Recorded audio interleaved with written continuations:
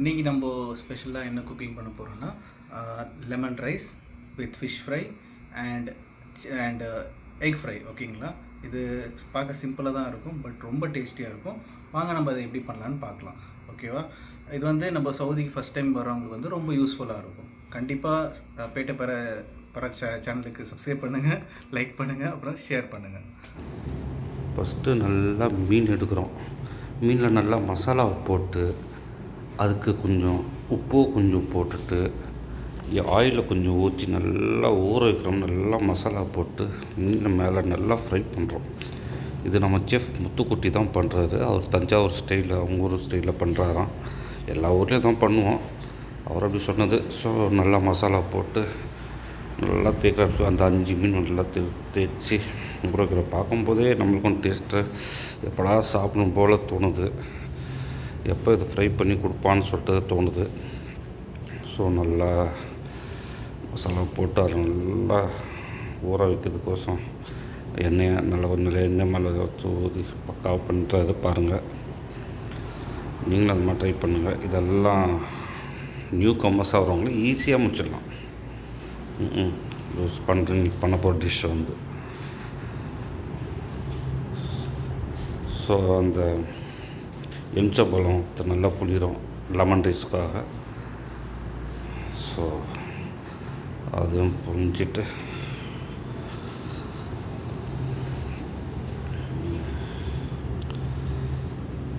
நல்லா எவ்வளோ புரிஞ்சிட்டு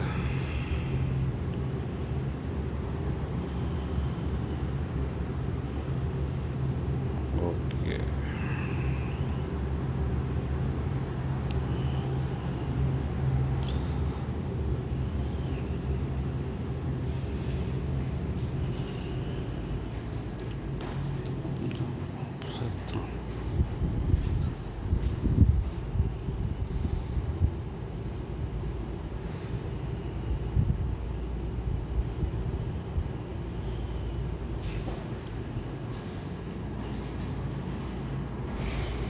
ஒரு பக்கம் முட்டை வேக வச்சுக்கிறோம். முட்டை 5 முட்டை நல்லா பாயில் ஆகுது. அதெல்லாம் முட்டை கறி லைட்டாக பண்ணலான்ட்டாங்க. ஸோ நமக்கு தேவையான எலுமிச்சம்பழம் வந்து பூண்டு, பச்சை மிளகா, காஞ்ச மிளகா, கருவேப்பிலை, இந்த 4 ஐட்டம் தான். அந்த லெமன் ரைஸ் செய்யறதுக்கோசம் அந்த இது இருந்தால் போதும். ஸோ ஃபஸ்ட்டு லெமன் ரைஸ்க்கு அந்த இது எப்படி பண்ணுறோன்னு பாருங்கள். எண்ணெயை சூடு பண்ணிக்கிறோம். கடுகை போட்டாச்சு.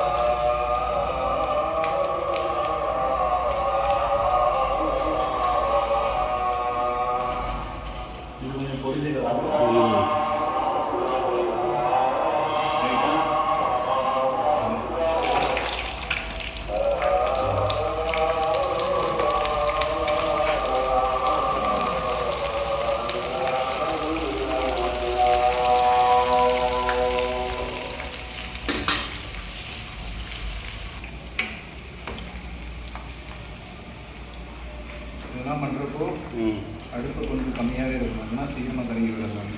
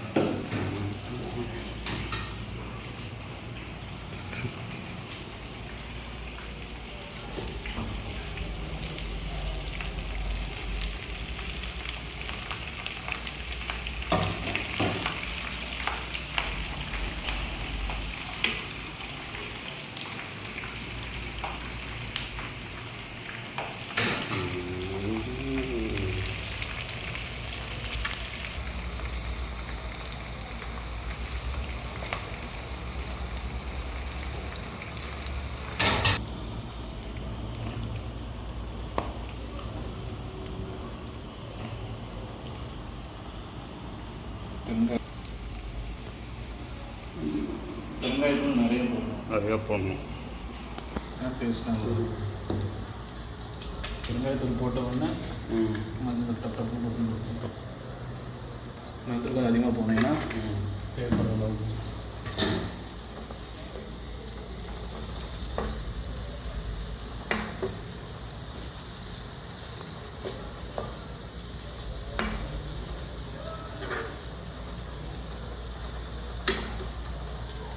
இப்போது ஓகே, லெமன் வாட்டர் ஊற்றிட்டு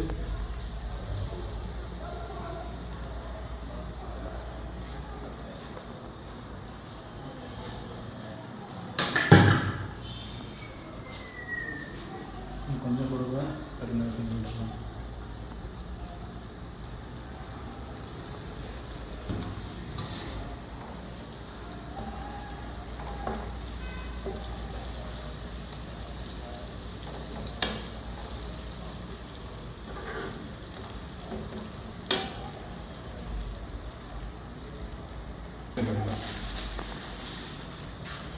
எவ்வளோ போட்டுக்கலாம் தேவைப்படுற அளவுக்கு.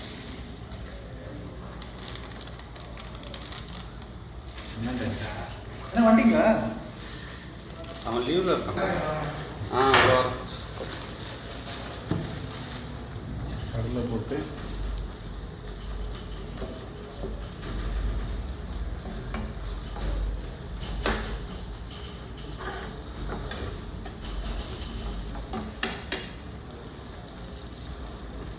இதை நம்ம டிஸ்டர்ப் பண்ண வேண்டாம். அப்படியே விட்டு கடைசியாக உப்பு போட்டு இறக்கணும். இது எவ்வளோ நேரம் அப்படியே கொதிக்கணும். கொதிக்கணும். கொஞ்ச நேரம் அப்படியே சுண்டி வரும். அந்த டைமில் தான் எடுக்கணும்.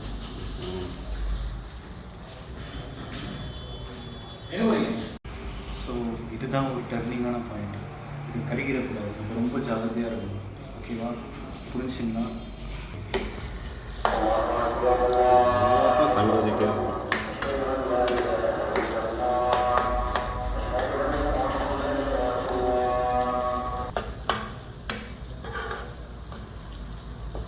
ஒரு மாதிரி பிசு பிசுன்னு வரும். இதெல்லாம் அப்படியே பேவாகும். பிசு பிசுன்னு வர டைமில் என்ன செப்பரேட்டாக வரணும். ஆமாம், எண்ணெய் ஒட்டாமல் அந்த எலுமிச்சம்பழம் என்னெல்லாம் இருக்கோ அங்கே வந்து மட்டும் ஒட்டும். எண்ணெய்லாம் வந்து தனித்தனியாக தெரிஞ்சு வரும். அப்போது அந்த டைமில் தான் வந்து நம்ம இது முடிய போகுதுன்னு அர்த்தம். ஓகே,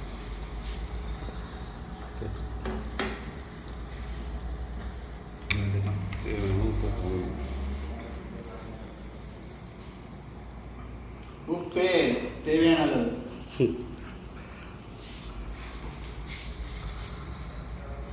ஸோ என் கெஸ்ட்டுக்கு எவ்வளோ உப்பு கரெக்டாக இருக்கும். உங்களுக்கு எவ்வளோ தேவைப்படுதோ அப்படி போட்டுக்கலாம். ஓகே,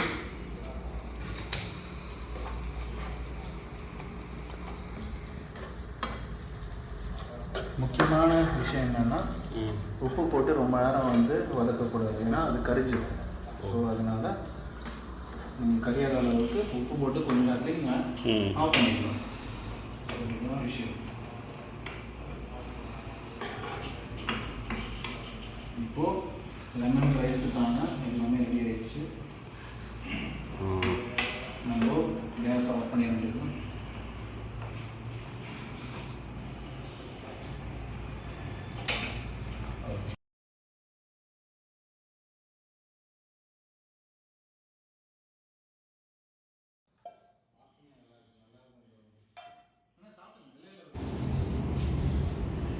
இந்த ரைஸில் போட்டு நல்லா மிக்ஸ் பண்ணிட்டுருக்குறோம். அந்த சாரை ஊற்றி நல்லா கடையிலுக்கு தான் வேஸ்ட் பண்ண போகிற சொல்லிட்டு அதுலேயும் ரைஸ் அதை போட்டு 13 ரூபா இல்லாமல் சுற்றிட்டுக்கிறோம். 13,000 பண்ணிட்டு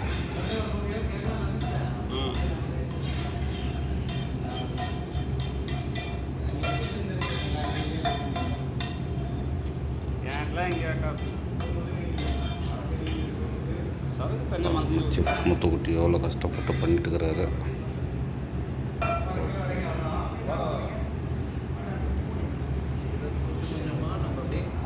போட்டு நல்லா ரைஸ் ரெடி ஆகிடுச்சு. அவ்வளோ யூஸ் பண்ணால் உடஞ்சி ரைஸ்லாம் உடஞ்சி அந்த மாதிரி சின்ன ஸ்பூன் யூஸ் பண்ணுவோம். அவ்வளோ லெமன் ரைஸ் ரெடி ஆகுது. இவ்வளோ இருந்தால் போதும். அவ்வளோ நல்லா கிண்டி விட்டோன்னா ஃபஸ்ட்டு சின்ன ஸ்பூன் போட்டோம், அப்போ பெரிய கண்டி எடுத்துக்கிட்டோம். சின்ன ஸ்பூனு போதும் தான், பெரிய கண்டி விட்டு எடுத்தாச்சு.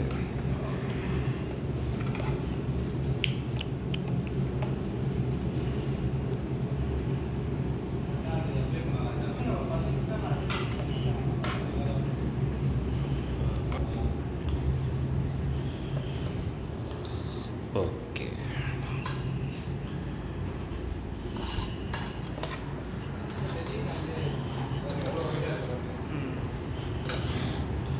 ஸோ லெமன் ரைஸ் நல்லா கிண்டி நல்லா எல்லாம் எல்லாம் நல்லா ஸ்ப்ரெட் ஆன மாதிரி நல்லா எல்லோஷ் ஆகி நல்லா சூப்பராகிடுச்சா. ஓகே, அவ்வளோதான் லெமன் ரைஸ் ரெடி. நல்லா கிண்டி விட்டு நல்லா ஒயிட் ரைஸ் எல்லாம் கிளியர் ஆகிட்டுனா அது அழகாக ஒரு வாரமாக வச்சிட வேண்டியதான்.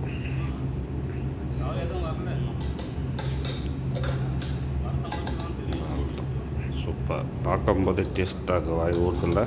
நல்லா வேர்க்கடலை பருப்பு, காஞ்ச மிளகா, பச்சை மிளகா போட்டு இவ்வளோ பார்க்கவே அவ்வளோ டேஸ்ட்டாக இருக்கும். சாப்பிட்டா செம்ம டேஸ்ட்டாக இருக்கும்.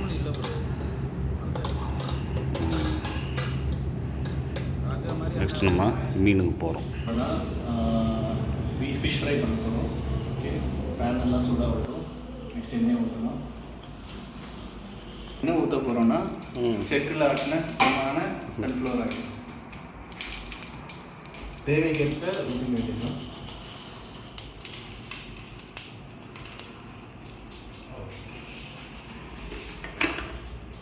வந்து நீங்கள் எதிர்பார்க்கல,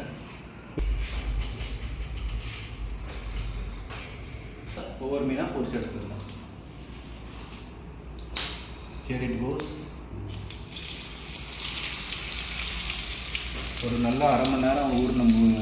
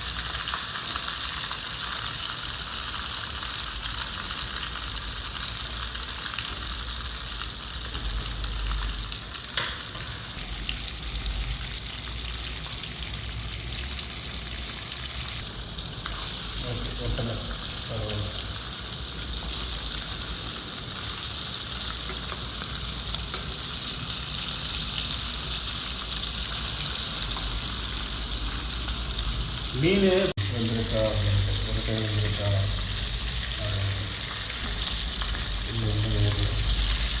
என்ன பண்ணலாம், 5 மணி நேரம் வேகணும். இன்னும் நல்லா கருப்பாகும் வந்து வரணும். சொல்லுங்கள் நாட்டி.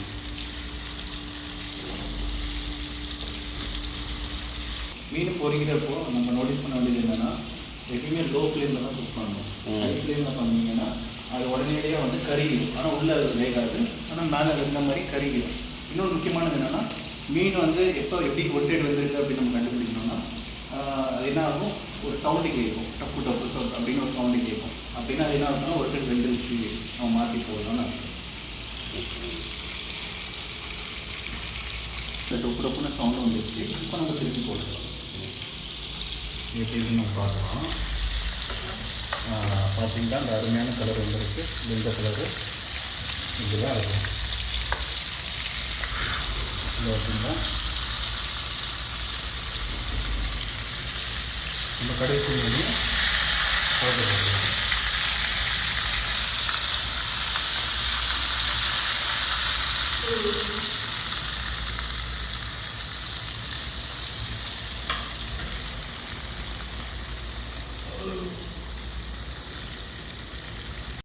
இது ஊற்றி விட்டிங்கன்னா இன்னும் கொஞ்சம் நல்லா மசாலா பிடிக்கும், டேஸ்ட்டும் நல்லாயிருக்கும். இந்த மாதிரி ஊற்றி விட்டு விடுவோம். இப்போ மசாலா இன்னும் அதிகமாக இறங்கி டேஸ்ட்டும் அதிகமாக இருக்கும். பவுடர் பண்ணுவோம்.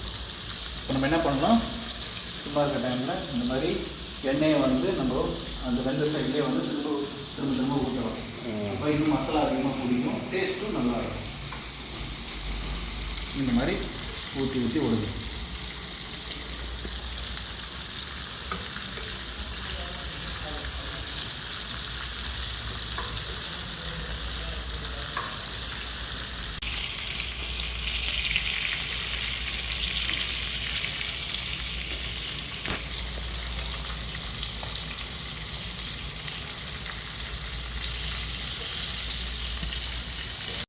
ஃபிஷ் ஃப்ரை வந்து நல்லா ரெடி ஆகிடுச்சு.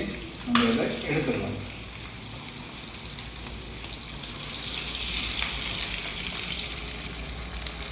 நல்லா ஆயிலை வந்து இந்த மாதிரி ட்ரெயின் பண்ணிடுங்க.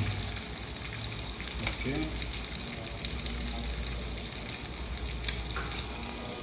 அதை அப்படியே ட்ரான்ஸ்ஃபர் பண்ணிடலாம்.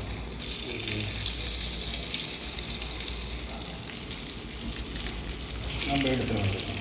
இன்னும் ரெடி ஆகிடுச்சு.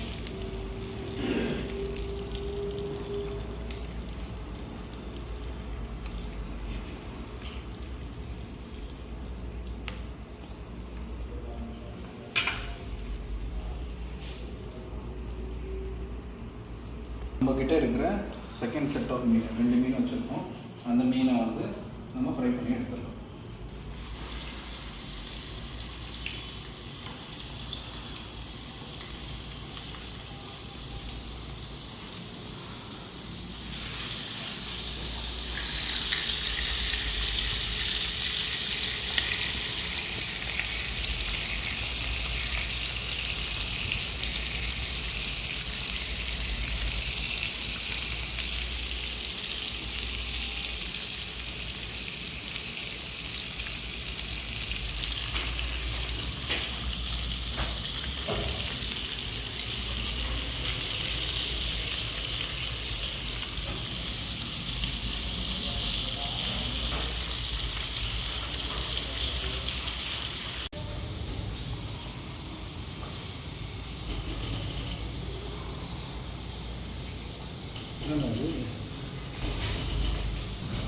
முட்டை பாதி பாதியாக வெட்ட போகிறோம்.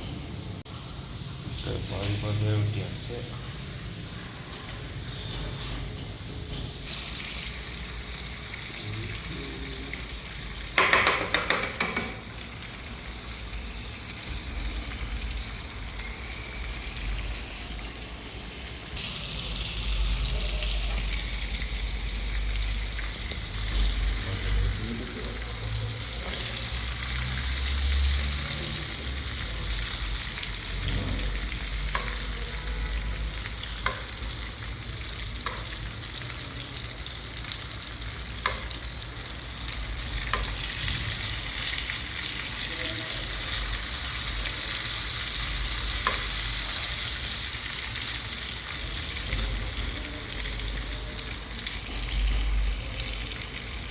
நம்ம என்ன டிஷ் பண்ண போகிறோம்னா, இப்போ அது வெறும் அவிச்சு முட்டையை சாப்பிட்டா அவ்வளோ டேஸ்ட்டாக இருக்காதுல்ல. ஸோ அதுக்கு கொஞ்சம் லைட்டாக மசாலா போட்டு எடுத்தால் இன்னும் நல்லாயிருக்கும். ஸோ இதுக்கு எக் ஃப்ரைன்னு கூட நம்ம சொல்லலாம்.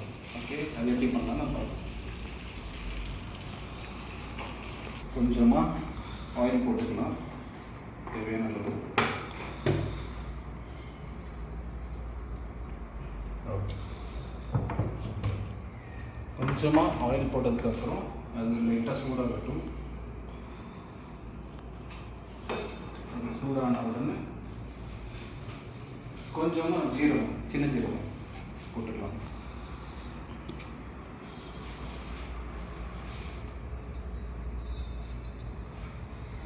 ஸோ இந்த சின்ன ஜீரகம் வந்து நல்லா பொரியட்டும். ஜீரகம் நல்லா பொரிஞ்சிச்சு. இப்போ நம்ம வெட்டி வச்ச முட்டையை உள்ளே போட்டுக்கலாம்.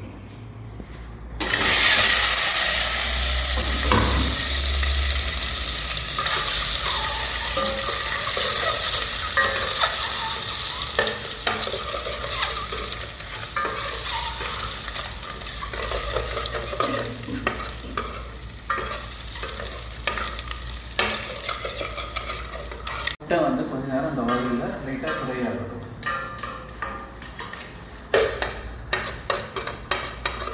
நம்ம கொஞ்சமாக தான் ஆயில் சேர்த்துருக்கோம்.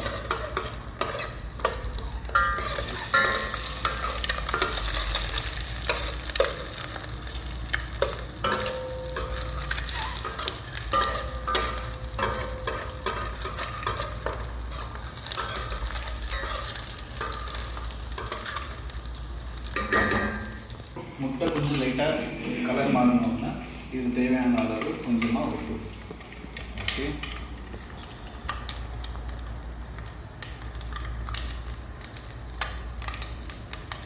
உப்பு போட்டுக்கலாம். அடுத்தது தேவையான அளவு சிக்கன் மசாலா.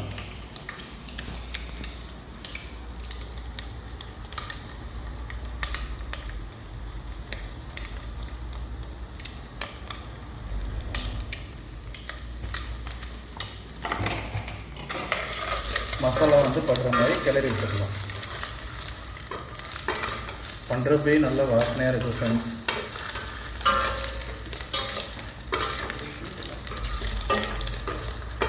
எக்ஸ்லாம் ஊறுது ஃப்ரெண்ட்ஸ்.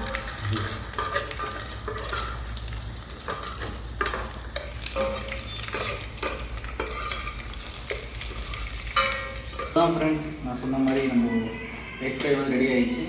யாருக்கெல்லாம் வந்து வெறும் அவிச்ச முட்டையை சாப்பிட்றது கஷ்டமாக இருக்குதோ இந்த மாதிரி பண்ணி பாருங்கள். உங்களுக்கு கண்டிப்பாக பிடிக்கும். ஒரு டிஃப்ரெண்ட்டாக இருக்கும், டேஸ்ட்டும் நல்லா இருக்கும். கண்டிப்பாக செஞ்சு பாருங்கள்.